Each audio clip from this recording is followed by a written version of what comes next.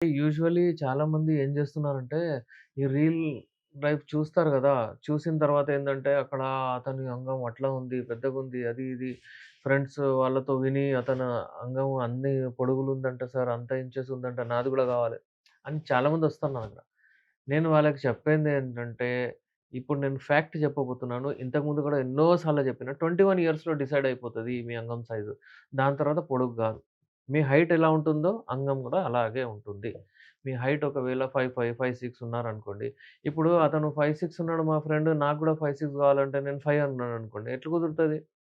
6 కావాలంటున్నారు. అట్లా కుదరదు. ఆ! మీరు దాన్ని లావు జేసుకోవచ్చు మన మెడిసిన్స్‌తో లావవుతుంది.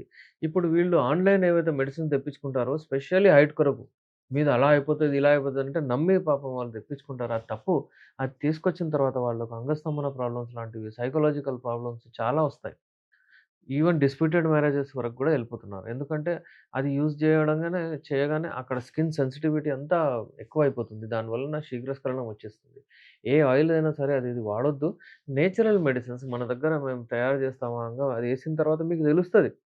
మంచి అక్కడ బ్లడ్ సర్క్యులేషన్ వస్తది. మీకక్కడ అంటే ఒక రకమైన డయామీటర్ పెరుగుతది. ఎరెక్షన్ వచ్చినప్పుడు హెవీనెస్ కనిపిస్తుంది. అదంతా మీకు ఇంప్రూవ్‌మెంట్. కెమికల్స్ వాడినప్పుడు ఏమైతది అప్పటిదప్పుడు మీకు ఏదో అక్కడ సెన్సేషన్స్ అది ఇది వస్తది. ఒక నెల వాడిన తర్వాత మీకు అంగస్తంభన ప్రాబ్లమ్ వచ్చేస్తది. అందుకే దాని జోలికి పోకూడదు. ఇంకోటేంటంటే టైమింగ్ పెరగాలంటే లిగ్నోకెన్ జెల్ ఏదేదో పెట్టమంటారు. ఆ లిగ్నోకెన్ అంటే అక్కడ మొత్తం పోయి మత్తు పారేస్తదది. అది టెంపరరీ అప్పటిదప్పుడు. నరాలన్నీ ఇంకా వీక్ అయిపోతాయి. అంగానికి అలవాటు కూడా అయిపోతది. చాలా ప్రాబ్లమ్స్ వస్తాయి. బయటివి ఏవైనా సరే కెమికల్స్ మీ అంగము చాలా సెన్సిటివ్ ఆర్గాన్. దానికి అప్లై చేయకూడదు. నేచురల్ మెడిసిన్స్ తైలాలు ఏవైతే ఉంటాయో ఇవి చెట్లతోని తయారు చేస్తామో ది బెస్ట్ ఉంటాయి. Without any single side effect మీరు ఇది వాడొచ్చు. కొత్త జంటలు ఎవరైతే ఉంటారో, ఎవరికైతే ఇప్పుడు ఫస్ట్ గదా! ఎనర్జీ ఉంది గదా! కానీ ఫస్ట్ టైమ్ ఎప్పుడైతే ఎరెక్షన్స్ ఒస్తాయో, ఫస్ట్ టైమ్స్ అయితే ఫీలింగ్స్ ఒస్తాయో, మీరు అది మళ్ళీ సెకండ్ టైమ్‌లో రాలేవు. బికాజ్ ఆల్రెడీ మీకు ఎంతో క్యాలరీస్ ఆఫ్ ఎనర్జీ లాస్ట్ అయిపోతుంది. మీలో ఎన్నో హార్మోన్స్ రిలీజ్ అయిపోతాయి. మీలో ఆ లెవెల్స్ తగ్గిపోతాయి. మీరు 4 టైమ్స్ జేయండి, 5 టైమ్స్ జేయండి. కానీ ఫస్ట్ టైమ్‌ది రాదు. అందుకే ఏందంటే నేచురలే వెళ్ళాలి. నేను చాలా మందికి జెప్తాను. మీరు మాస్టర్బేట్ జేసేసారు. దాని తర్వాత ఎళ్ళిపోతున్నారు. అలా జేసిన తర్వాత ఒకవేళ ఎరెక్షన్ రాకపోతే ఇక మీకు చాలా ఇబ్బంది పడతారు. తర్వాత మాకు ఏదో ప్రాబ్లమ్ వచ్చేసింది. ఇంతకుముందు ఏజ్ అండి ఉట్టి అంతే. మీరు ఏజ్‌ని యూజ్ జేయాలి. ఇప్పుడేందంటే కొంతమంది 25 సంవత్సరాలు, 30 సంవత్సరాలు అతను జేస్తున్నాడంటే ఓకే. పర్లేదు. అది గూడా రాబోయే రోజుల్లో ప్రాబ్లమ్ వస్తది. అతను చేయగూడదు. అలా ఎప్పుడైనా సరే మాస్టర్బేషన్ చేసి సెకండ్ టైమ్ పోతానంటే అది తప్పు. ఏదైనా సరే బాడీకి అడిక్షన్ అవుతుంది. మీరు నేచురల్ వేలో ఎళ్ళండి. ఒకవేళ అయిపోతే ఓకే. మళ్ళీ నెక్స్ట్ ఎళ్ళండి. యూజువల్లీ ఏమవ్వాలంటే పెళ్లయింది. పెళ్లయిన తర్వాత అబ్బాయి కలుస్తున్నాడు అంటే సెక్స్ లైఫ్‌ని డివైడ్ జేసుకోండి. 15 మినిట్స్ అలాగా. 15 నిమిషాలు మంచిగా జేయండి. ఒకవేళ మీరు ప్రొలాంగ్ జేయాలనుకుంటే యాంగిల్ చేంజ్ జేయండి. మీరు పొజిషన్స్ భంగిమలు చేంజ్ చేసుకుంటూ మీరు హాఫ్ అన్ అవర్ గూడా తీసుకెళ్ళొచ్చు. 1 అవర్ గూడా తీసుకెళ్ళొచ్చు. ఇక దాని తర్వాత మీరు అలసిపోతారు అయిపోయింది. ఇక్కడేమవుతుందంటే అమ్మాయి ఆర్గారిజం రాదు, ఏం రాదు. ఈయన పోయి ధన్మని తీసేస్తున్నాడు. ఇప్పుడు చూడండి ఇక్కడ వీర్యం ఇతను తీసుకుంటున్నాడు ఫస్ట్ టైమ్‌లో. కానీ అమ్మాయికేం దాంట్లో అడ్వాంటేజ్? ఏమి లేదు. ఇప్పుడు ఇక్కడ ఈయన సంతృప్తి అయిపోయింది. రిలాక్స్ అయిపోయాడు. అక్కడ అమ్మాయి లేదు. ఇద్దరు మ్యాచ్ లేదు గదా! ఈ అమ్మాయి గూడా ఒక్కోసారి ఫస్ట్ టైమ్‌లో వచ్చేస్తుండే. అయితే ఎప్పుడైతే మనం ఇద్దరి గురించి ఎప్పుడైతే ఆలోచిస్తారో, మ్యూచువల్లీ బెనిఫిట్ అవుతారో, అంటే మనము బాండింగ్ ఏది ఎప్పుడైతే ఉంటుందో వాళ్ళకు సెక్స్ లైఫ్ ఎంజాయ్ చేయడానికి ఉంటుంది. అలా భంగిమలు అది చేసి మీ టైమింగ్‌ని గుంజండి. కెగెల్ ఎక్సర్‌సైజ్ అది ఇది చేసి మీ టైమింగ్‌ని పెంచుకోండి. అంతేగాని నంబర్ ఆఫ్ టైమ్స్ ఎంచుకోవద్దు. బెంట్ పెన్నిస్ అంటారు దాన్ని.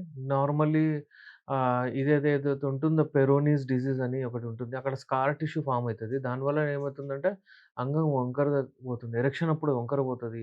పెయిన్‌ఫుల్ ఎరెక్షన్ ఒస్తది. అంగం బట్టి పడేటప్పుడు నొప్పవుతది. పెనిట్రేట్ చేసేటప్పుడు నొప్పవుతది. వాళ్ళకు అటు పోవాలంటే గూడా చాలా సెక్స్‌లో పార్టిసిపేట్ అవ్వాలంటే గూడా వాళ్ళకు మెల్లిమెల్లిగా వాళ్ళకి దూరం అవుతూ ఉంటారు దాన్ని.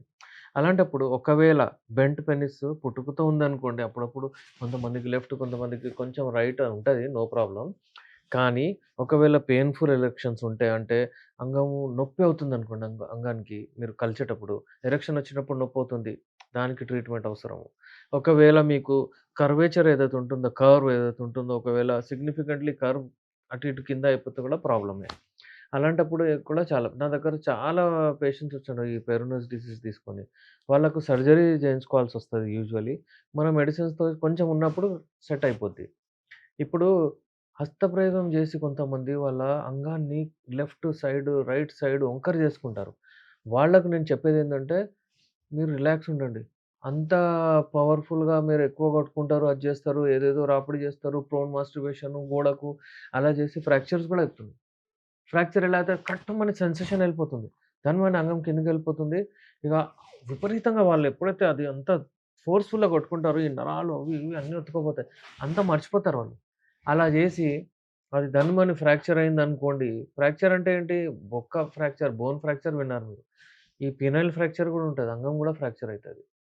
అయితే కొంతమందికి కొంచెం జేసినప్పుడు వంకర ఇటు లెఫ్ట్, రైట్ అది ఇది అయితది. అంతా కరెక్ట్ అయిపోతది. ఫ్రాక్చర్ అయిన తర్వాత ఇగ చాలా ప్రాబ్లమ్ అయితది. ఇబ్బందయితది. బోన్ ఫ్రాక్చర్ అయినా కరెక్ట్ అయిపోతది. అక్కడ కాల్షియం ఫార్మ్ అయ్యి గాని, దీనికి మళ్ళీ సర్జరీ వరకు పోతది. అందుకే రిలాక్స్. ఎప్పుడైనా సరే హస్తప్రయోగం చేసి మీరు చెడు జేసుకోకండి.